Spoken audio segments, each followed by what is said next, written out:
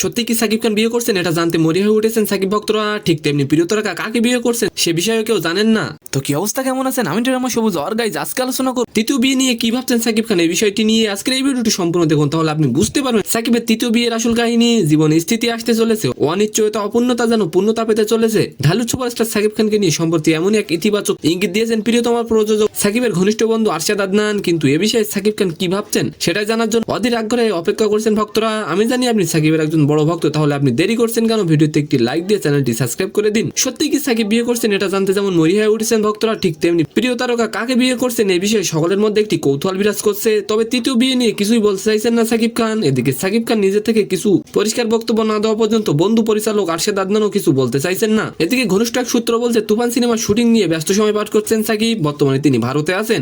তুফান সিনেমার কাজ শেষ করে বিয়ে চিন্তা ভাবনা করার প্ল্যান রয়েছে তার, তাই চলতি বছরে ভক্তদের সুখবর দিতে পারেন এই নায়ক। নাম প্রকাশে অনিচ্ছুক ওই ব্যক্তি বলেন, দুবার নিজের ইচ্ছায় বিয়ে করে জটিলতায় পড়েন সাকিব, তবে এবার পরিবারের পছন্দেই সম্মতি দিয়েছেন। তো সম্মানিত দর্শক, আজকের ভিডিওটি কেমন লাগলো অবশ্যই কমেন্ট বক্সে জানাবেন। আর ভিডিওটি যদি ভালো লাগে অবশ্যই একটি লাইক দিয়ে আমাদের চ্যানেলটিকে সাবস্ক্রাইব করে দিবেন। ধন্যবাদ।